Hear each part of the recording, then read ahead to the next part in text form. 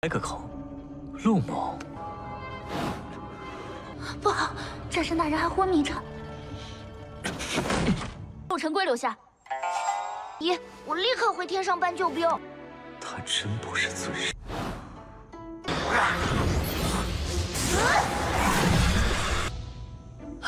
主人，你们出来做什么？啊！你们跟着我，一定能找到，而且我很有行，却又一直没进去。过了，还想行我的方便？对，不能为大家做些什么。你我在天界交情尚浅，不要再做这么危险的事情了。就决定以您为榜样。您尚未奇怪，却请。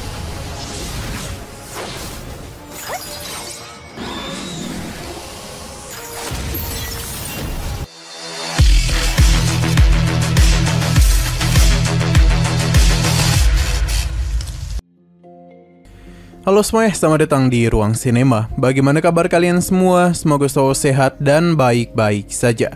Pada hari ini kita akan kembali melanjutkan series Donghua Little Fairy Yao, dan ini adalah episode ke-7.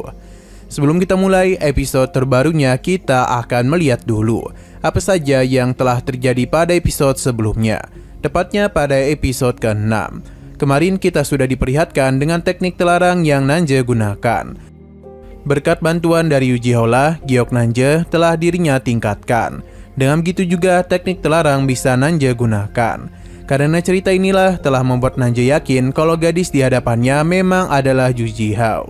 Ia pun bingung dan apa yang telah terjadi. Bahkan Nanja pun langsung menggunakan menara pencari jiwa, tapi hanya ada aura dari hewan saja yang bisa ia rasakan. Yang berarti satu tubuh ini telah ditempati oleh dua jiwa. Nanja berjanji akan mengumpulkan jiwa dari hewan, dan setelah semua itu dirinya akan mencari cara agar bisa membantu Uchiha mencapai ranah immortal, supaya dia itu bisa membentuk tubuhnya sendiri. Sekarang kita akan melanjutkan episode terbarunya. Nanja ternyata pingsan akibat terlalu banyak menggunakan kekuatan. Hewan pun memberikan perawatan kepadanya. Selain itu dia kesal karena Nanja terlalu memaksakan dirinya. Padahal ini sudah kesakitan dan ujung-ujungnya harus jatuh pingsan. Hewan pun membuka pintu untuk memastikan sesuatu, karena sepertinya ada hal yang telah dirinya dengar. Akan tetapi tidak ada apa-apa di sana. Sampai akhirnya hewan pun dibuat terkejut karena tiba-tiba saja Lu Canggu sudah ada di depannya. Untung saja dia ini menangkap hewan dengan cepat. Selain itu dia pun memberikan godaan manja kepadanya, sampai-sampai membuat hewan tidaklah bisa berkata-kata. Terlebih lagi Lu Canggu berencana untuk memberikan pelayanan malam kepada tuannya. Tidak yang disentuh seperti ini, hewan pun menjadi kesal karena ia sudah melarang siapapun untuk masuk kemari. Melihat Nanja yang tidak berdaya, Lu Canggu pun mulai melakukan sesuatu kepadanya. Tentu saja hewan menjadi panik karena dan kondisi seperti ini, maka bisa saja Nanja akan dalam bahaya. Untung saja Lu Canggu hanya bercanda saja, namun dia ini tetap saja membanting Nanja.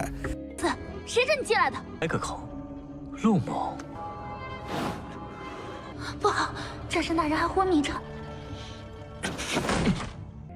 Di sini Lu Canggu menagih janji kepada hewan. Sebab setelah menaklukkan klan dewa, hewan telah berjanji akan bersamanya. Tapi serangan langsung saja Nanja lancarkan, karena dia tidak akan membiarkan hewan disentuh oleh siapapun. Bahkan ketika Lu Canggu mencoba untuk menenangkannya, Nanja tidaklah peduli dan segera melancarkan serangan lagi kepadanya. Hingga pertarungan itu pun terhenti karena terdengar suara dari seorang bocil, yang mana dia sepertinya adalah bawahan dari Nanja. Hewan dan yang lainnya tidaklah tahu dari mana datangnya bocil tersebut. Sedangkan Nanja penasaran mengapa ia bisa kemari. Sesaat kemudian Jiun dan yang lainnya telah datang karena mereka mendengar sebuah keributan. Jibei yakin betul kalau Nanja memiliki niatan jahat kepada tuan mereka. Tapi Bai Lion bingung mengapa Lu Canggu juga ada di sini. Nah, bocil ini pun mengajak Nanja untuk kembali ke alam dewa. Tapi dia menolak karena ada beberapa hal yang harus dirinya lakukan. Nah, mau tidak mau, bocil ini pun akan tetap tinggal di sini. Bai Lion yang tertarik padanya mulai menjahili bocah itu dengan roh jahat miliknya. Tentu ini membuatnya sangat ketakutan.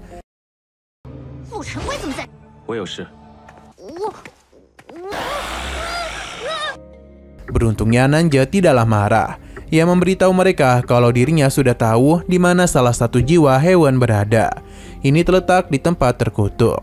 Tempat ini bukan cuma berbahaya, tapi merupakan tempat hukuman klan dewa. Jiun yakin betul mereka tidaklah bisa keluar hidup-hidup dari tempat tersebut. Bocil ini juga setuju dan apa yang Jiun katakan. Jadi Nanja tidaklah boleh pergi ke sana. Bailayan dan Baije juga memilih untuk tetap tinggal di sini. Karena jika mereka membutuhkan bantuan, dia dan Baije bisa memanggil orang-orang untuk menolong mereka. Tapi Jibei tidaklah tahu kalau semua itu hanyalah alasan yang berusaha dibuat-buat oleh Bailayan. Karena dia itu tidak ingin pergi ke sana. Nanja memberitahu untuk bisa pergi ke tempat terkutuk, mereka harus melewati hutan tempat roh jahat tinggal. Jadi kekuatan Bailayan sangatlah dibutuhkan, karena payung pengumpul jiwanya bisa mengendalikan roh jahat. Dan begitu juga mereka bisa menemukan jalan keluar. Jiun akan ikut bersama mereka karena harus melindungi tuannya. Sedangkan Jiansui berencana untuk tinggal, padahal dia adalah salah satu yang terkuat, jadi tidaklah boleh tinggal di sini. Hewan menghentikan semua ini karena yang tinggal hanya Lu Chungi saja.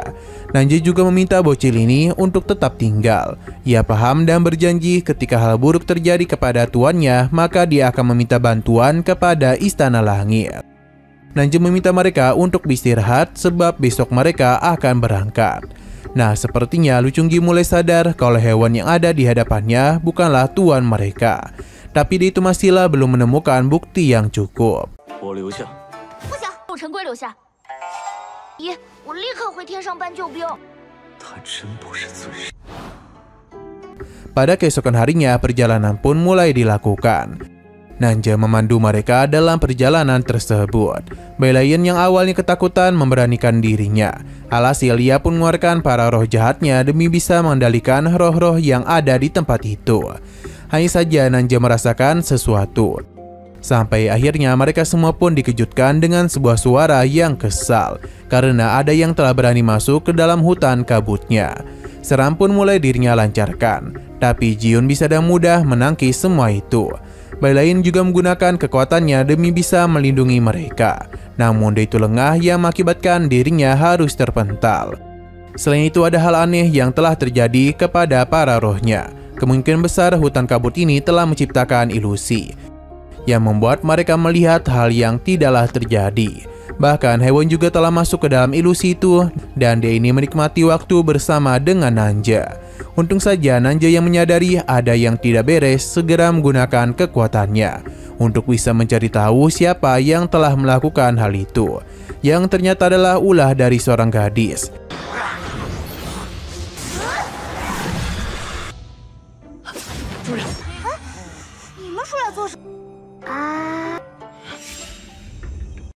Nanja pun langsung saja menariknya. Ilusi pun telah menghilang dan Bailayan baru saja sadar kalau dirinya telah memukuli kekasihnya sendiri. Hal yang sama juga dialami oleh Jihyun, sedangkan hewan malu karena malah memeluk manja Nanja. Tiang Sui sudah menyadari hal itu, namun dia tidaklah mampu membantu mereka, karena itu semua bukanlah urusannya. Bailayan sudah bosan mendengar ucapan itu dari mulutnya. Nah, gadis bambu tadi pun berusaha untuk pergi, tapi Nanja tidaklah membiarkan hal ini dan segera menangkapnya. Yang mana gadis itu bernama Siju. Ia pun memohon ampunan kepada mereka dan jangan sampai menghabisinya, sebab dia itu hanyalah mau menjahili mereka saja. Siju ini adalah gadis keturunan jamur bambu. Tubuhnya mengandung racun, lalu memanfaatkan iklim khusus hutan kabut untuk membentuk racun kabut ilusi. Siju pun meminta maaf, namun permintaannya itu tidak dapat diterima oleh mereka, karena tindakannya itu hampir saja melukai mereka. 上迷雾森林的特殊气候，没有什么关系，还不老实交代，那就识破了。 Itu telah memberitahu mereka kalau ayahnya dikurung di tanah kekacauan mutlak. Jadi dia datang kemari untuk menyelamatkannya. Berhubung Siju ini adalah jamur bambu, tentu menarik perhatian dari si Bei. Ia pun terus mengendus-ngendusnya yang membuat Bailayan menjadi begitu kesal kepadanya. Jibei mencoba menjelaskan kalau saat ini dirinya tengah kelaparan. Dan tak kenapa Siju ini saatlah lejat. Alih-alih membuat Bailayan tenang, perkataan itu malah semakin membuatnya kesal. Ia pun kembali menjelaskan kalau suka yang dia maksud bukan seperti itu, melainkan hanya ingin memakannya saja. Bailayan pun semakin cemburu karena menganggap Jibei tidaklah menyukai dirinya lagi. Padahal bukan itu yang Jibei maksud, karena dia ini hanya menganggap Shiju sebagai makanan saja. Mendengar hal itu tentu saja membuat Hewan tertawa. Bailayan pun meminta Jibei untuk memakan Shiju, yang tentu saja membuat gadis ini ketakutan. Shiju memohon untuk diampuni karena bagaimanapun dia ini telah berguna. Terlebih lagi dia ini sudah hidup di sini selama ratusan tahun. Asalkan dirinya diampuni, maka Shiju bisa menunjukkan pintu masuk ke tanah kekacauan mutlak. Mendengar hal itu, Hewan pun menghentikan tindakan Jibei, karena Shiju ini telah berguna untuk membantu mereka. Tapi Jiun mengingatkan kalau mereka ini memiliki roh jahat yang bisa memandu mereka. Jadi keberadaan Shiju ini tidaklah terlalu berguna. Shiju pun kembali memohon agar diajak pergi bersama mereka. Namun Bailayan tidaklah mau dan segera mengeluarkan roh jahatnya. Dan begitu mereka pun melanjutkan perjalanan sambil meninggalkan Shiju. 只要你们跟着我，一定能找到。而且我很有行，却又一直没进去。不，还想吸我的方便。 Hanya saja di tengah perjalanan tersebut, para roh jahat Bailayan merasakan sesuatu yang membuat mereka ketakutan. Tapi perjalanan tetap mereka lanjutkan dan di depan sana hanya ada satu jalan saja, di mana terdapat sebuah pohon di depan sana. Entah kenapa ketika tiba di tempat itu, kekuatan sihir mereka seakan-akan tidak bisa digunakan. Nanje menganggap ini wajar, karena di tanah kejahatan mutlak merupakan tempat untuk menahan para penjahat besar. Jadi karena itulah kekuatan sihir dibatasi. Di belakang ternyata Shiju terus mengikuti mereka, namun sesuatu terjadi kepadanya. Sedangkan Jibei ini sepertinya menemukan sebuah jalan dan langsung saja melakukan sesuatu yang malah membangunkan sosok ular besar. Di sisi lain, Hewan menganggap tempat ini hampir mirip dengan alam dewa. Ia juga berencana untuk memberikan kue buatannya kepada Nanje, tapi tentu setelah masalah ini selesai. Nanje tidaklah mempermasalahkan hal tersebut. Dia juga mengingat Yao adalah peri kecil penjaga Taman Giok. Hanya saja Denny tidaklah menduga saat itu Yao tidak segan-segan mengorbankan dirinya hanya untuk melindunginya. Yao menganggap hanya itulah yang bisa dirinya lakukan, karena bagaimanapun kekuatannya sangatlah lemah. Tapi meskipun begitu, dia tidaklah menyesal, karena bisa sedikit memberikan bantuan kepada Nanja. Selain itu dia juga memiliki niatan tertentu. Nanja memintanya untuk tidak melakukan hal berbahaya lagi. Tapi Hewan tidaklah ingin berjanji, karena dia ingat betul kejadian di Laut Timur, di mana Nanja juga tidaklah mempedulikan dirinya, namun tetap maju ke garis depan medan perang. Padahal kala itu umur Nanja masihlah sangat muda, namun tidak ada keraguan di hatinya. Sejak saat itu jugalah Yao sangatlah mengagumi Nanja, bahkan menjadikannya sebagai panutan. 你我在天界交情尚浅，不要再做这么危险的事情了。 就决定以您为榜样，您尚未奇怪，却请站。 Mendengar hal itu tentu saja membuat Nanja merasa begitu terharu. Namun dia merasa ada yang sedang mengawasi mereka. Ini bukan berasal dari Jibei, melainkan kedatangan dari Lu Chunggi yang telah membawa Shiju ke hadapan mereka. Alasan ia kemari tentu adalah untuk melindungi tuannya. Bailayan sungguh tidak menduga Shiju sangatlah berani datang kemari. Nanja menanyakan keberadaan dari Shiyulu, yang mana saat ini dia itu sedang dilayani oleh para pelayan iblis milik Lu Chunggi. Jadi Nanja tidaklah perlu khawatir. Namun yang sebenarnya terjadi, Shiyulu ini sangatlah ketakutan karena bagaimanapun mereka adalah iblis. Sedangkan Shiju seketika saja terkejut karena di depan mereka ada sosok ular yang sangatlah besar. Dia yang mengincar Hewan segera melakukan penyerangan kepadanya. Namun Nanja dengan sangat sigap melindunginya. Dengan begitu juga ular ini tidaklah dapat menyentuh Hewan. Hanya saja ular tersebut tidak ada niatan untuk berhenti dan terus melakukan pengejaran kepadanya. Tidak ingin tuannya dilukai, Jiun segera bertindak untuk bisa melukai ular tersebut.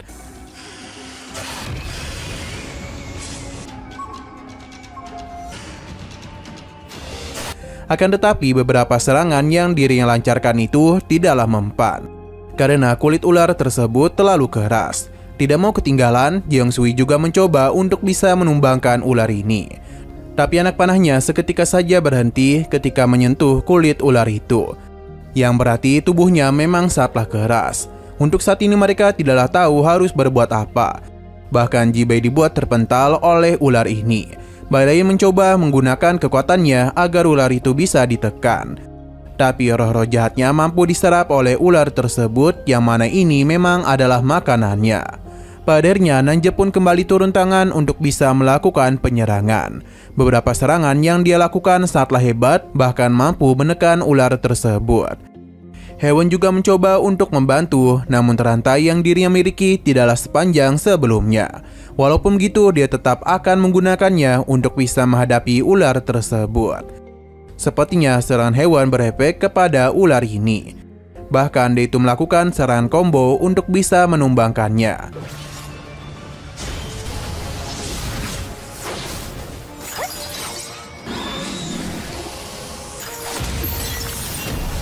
Bai Lei bingung mengapa Lu Chungi tidak membantu mereka, yang ternyata ular ini adalah roh penjaga.